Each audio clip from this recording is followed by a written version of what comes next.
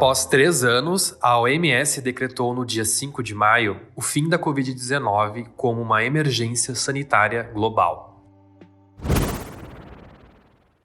Apesar do fim do status de emergência sanitária de alcance internacional, o diretor-geral da OMS, Tedros Adhanom, alertou que não se deve enfraquecer medidas preventivas e sistemas de saúde. This virus is here to stay. It's still killing. Esse vírus veio para ficar, ainda está matando e ainda está mudando.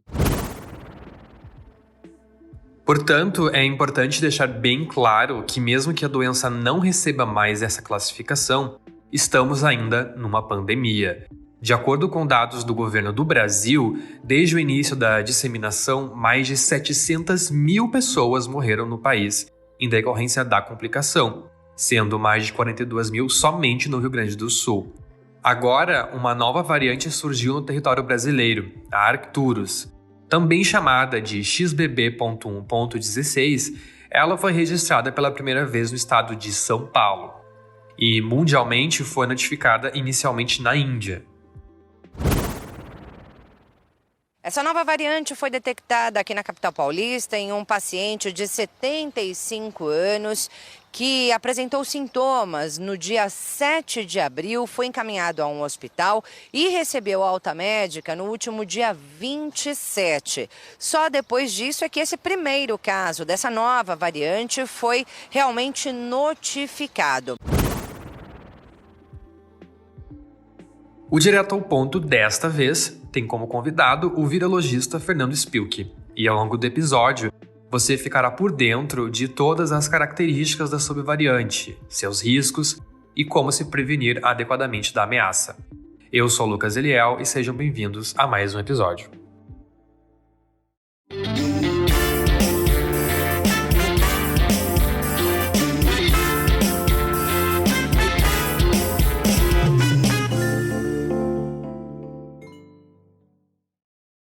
Fernando, quais são as características da Arcturus? Ela difere de outras subvariantes que estavam circulando pelo Brasil antes? Arcturus, ou XBB 1.116, melhor chamar de Arcturus, mais simples, né? Ela é uma subvariante dessas várias recombinantes de diferentes linhagens de Ômicron. Ela continua sendo Ômicron, mas ela acumula algumas mutações a mais. Tá? Como característica, se espera e se tem observado, especialmente onde ela surgiu, na Índia, se observou uma capacidade de transmissibilidade maior, não é? Uma possibilidade, assim como o Ômicron, de ter algum escape parcial da imunidade dada por vacinas, que não resulta em falta de proteção, mas em maior transmissão, não é? Então, isso mais uma característica que ela herda de Ômicron e, de certo modo, vai um pouco adiante. E os efeitos dela, do ponto de vista populacional, de aumentar ou não o número de casos, tem variado grandemente entre os países. Não é? Na Índia isso ficou bem claro, ela agora já circula em mais ou menos 30 países, e a própria Organização Mundial da Saúde a colocou não como variante de preocupação, mas como uma variante de interesse, para que a gente veja aí nas próximas semanas, próximos meses, como é que vai ser o comportamento populacional dela.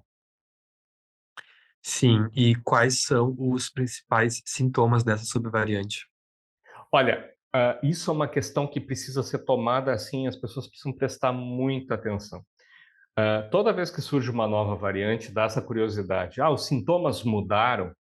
Olha, eu diria às pessoas que em 2020 a gente tinha um conjunto de sintomas, eles se expandiram um pouco, se modificaram um pouco a partir de 2021, no segundo ano da pandemia, já com as novas variantes de preocupação, e hoje a grande maioria dos sintomas é muito frequente entre elas e muito conservado.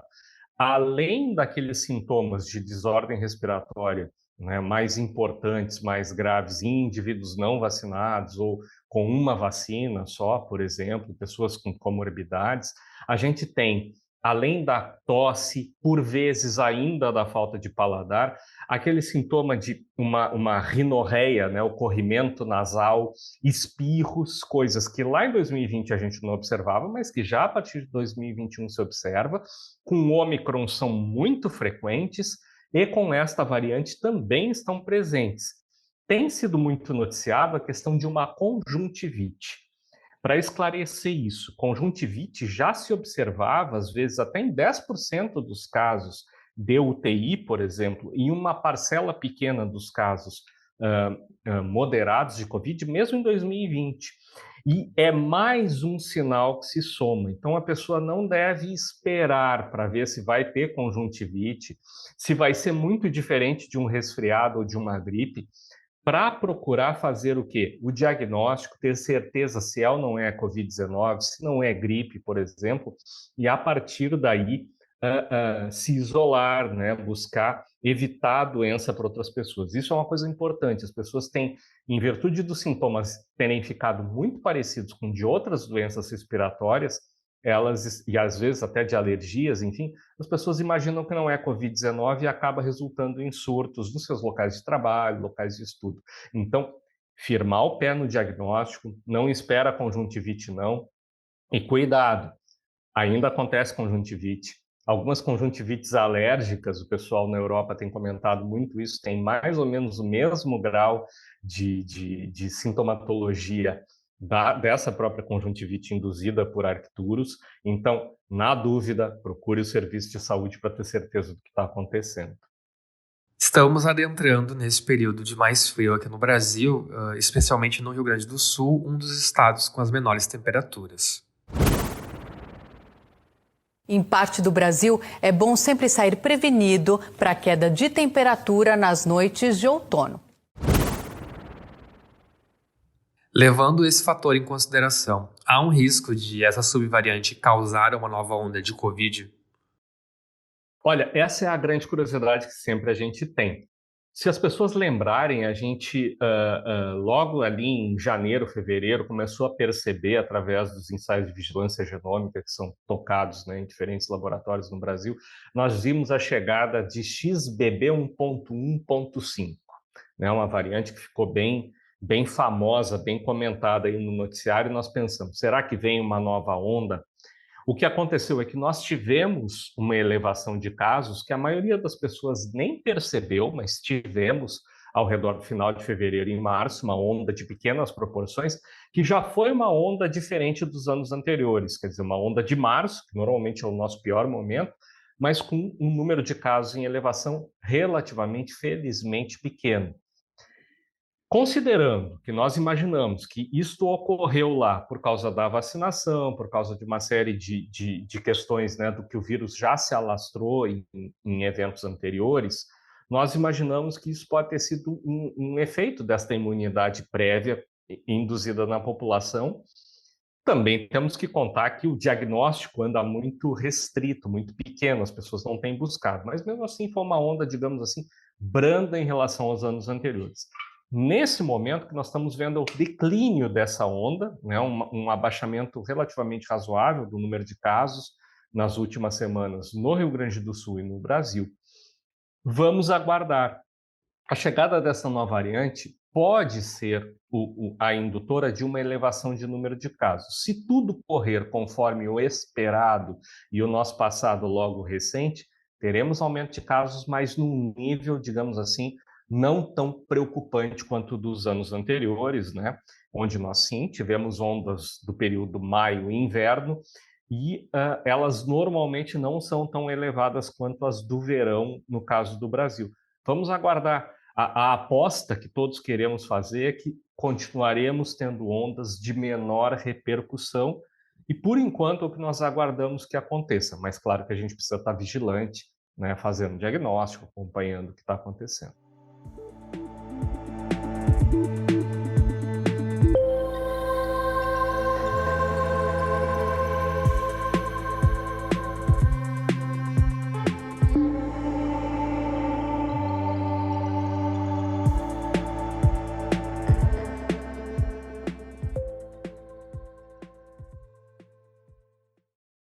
Temos agora, felizmente, o avanço das vacinas bivalentes. Elas protegem contra a cepa original e contra a Omicron, que é uma variante. Além da prevenção de casos graves da doença, elas também reforçam a proteção contra casos leves e moderados da Covid-19. São vacinas produzidas pela Pfizer, indicadas para pessoas acima dos 12 anos de idade.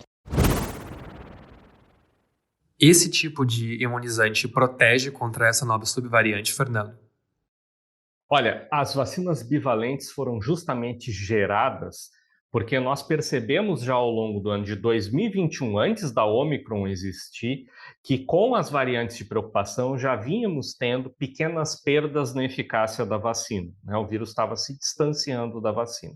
Levou um tempo até que fossem desenvolvidas, surgiu o Omicron e as vacinas são baseadas em Omicron.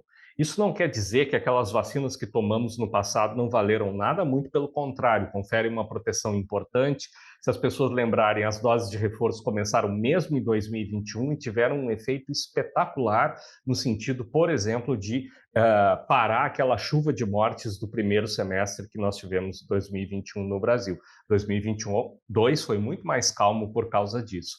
Mas as vacinas bivalentes são fundamentais nesse momento. Por quê? Elas são muito mais parecidas com esses vírus derivados de Omicron que estão circulando.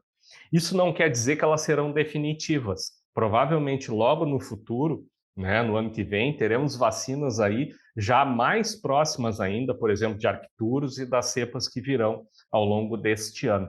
Mas, sem dúvida, neste momento, tal a diferença que se tem nas variantes de Omicron em relação ao que tínhamos no passado, a vacina bivalente que contém, né, mutações que estão presentes em algumas das linhagens de Omicron, ela se tornou ainda mais importante. Além disso, fica o apelo de aproveitar que as vacinas bivalentes estão sendo oferecidas aí para praticamente já toda a população adulta e que isso vai ser expandido logo, de as pessoas reforçarem a vacinação mesmo. O nosso sistema imune, ele aprende por repetição.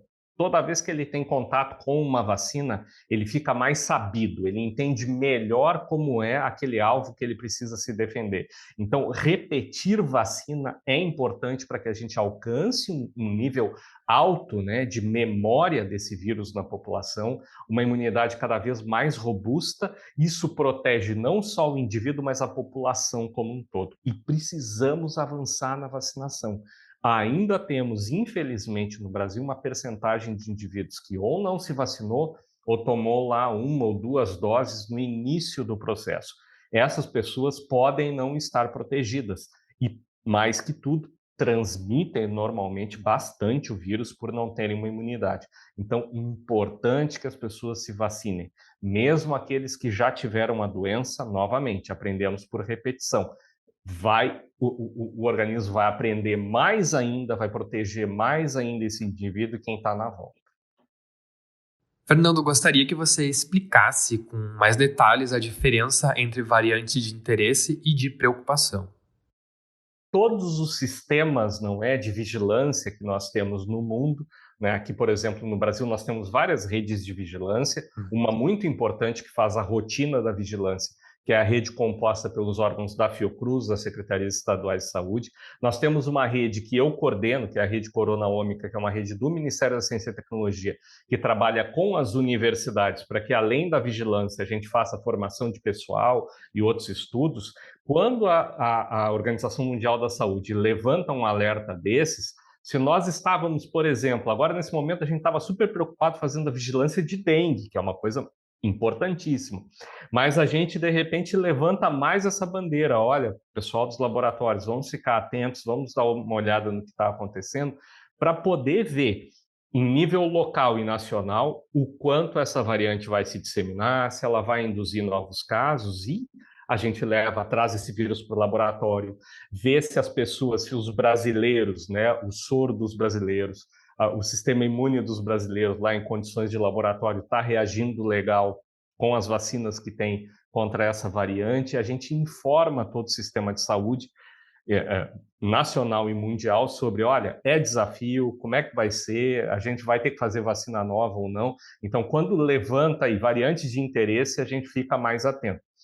Se em algum momento ela começar a provocar, por exemplo, em algum país, grande número de casos, uma situação fora daquilo que a gente conversava que estava esperado, a Organização Mundial da Saúde eleva o nível de preocupação para uma variante de preocupação.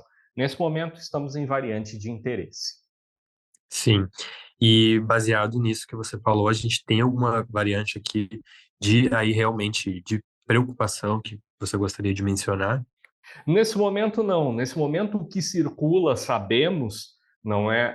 Nas últimas semanas circulava fortemente outras linhagens de XBB, nessa sublinhagem de Ômicron, e agora, nesse momento, por exemplo, aqui no Rio Grande do Sul, a gente está com amostras aí do centro do estado, daqui da região do Vale dos Sinos, Porto Alegre, que nós vamos tocar estudos e ensaios para ver em que medida a gente está vendo a circulação de Arcturus, e tenho certeza, há outros grupos trabalhando com isso também nesse momento para poder informar a população.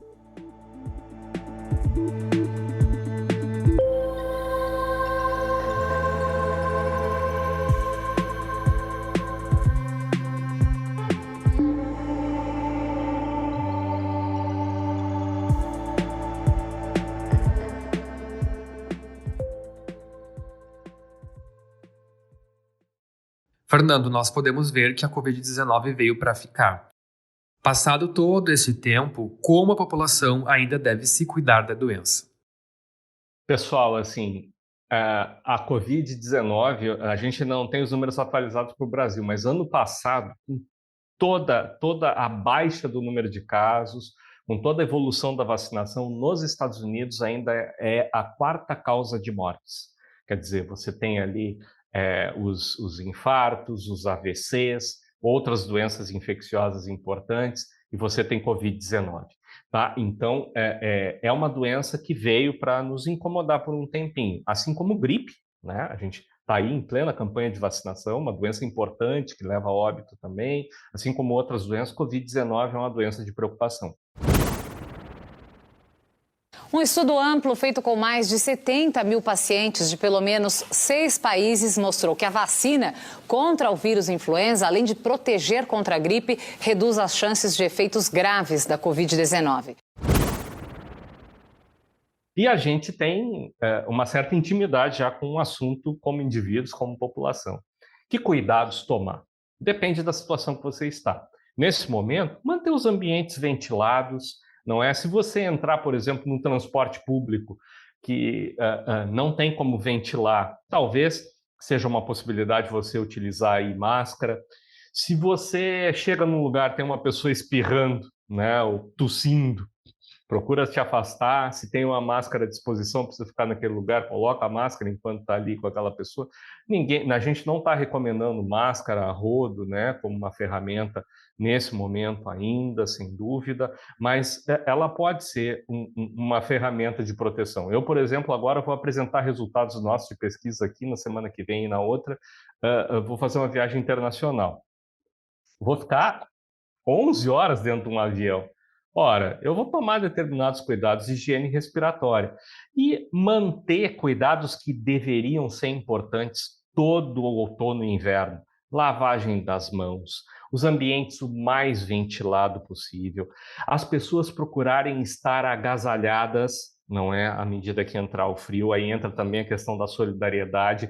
Por incrível que pareça, aquele conselho da vovó da gente usar, né, um agasalho, isso tem comprovação científica, ajuda todo o trato respiratório, né, a se defender melhor de diversas infecções.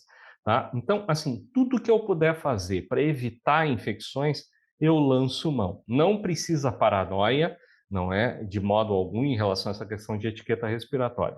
E de todos os conselhos, o principal, vacine-se. Busque a vacinação para a Covid-19 com a vacina bivalente, comentamos da importância dela, e a vacina da gripe. Precisamos novamente retomar a cultura da vacinação, que é muito importante. Evita hospitalização, evita óbitos, protege as pessoas mais idosas, protege os imunossuprimidos que estão à nossa volta também. Ficamos na expectativa, Fernando, de que as pessoas se vacinem cada vez mais e muito obrigado por ter nos guiado por esse assunto tão importante. Um grande abraço a todos, né, e sempre à disposição. Muito obrigado.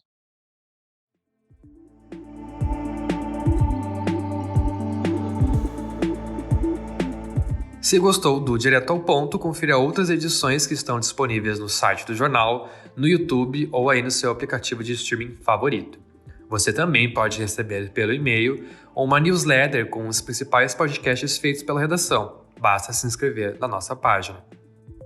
Esse Direto ao Ponto utilizou áudios de AFP, Hit TV, Band, Record News e TV Cultura, tendo produção, roteiro e apresentação de Lucas Eliel, edição de Aleph Alencar e coordenação de Márcio Gomes. Obrigado por ter nos acompanhado em mais uma edição e até a próxima.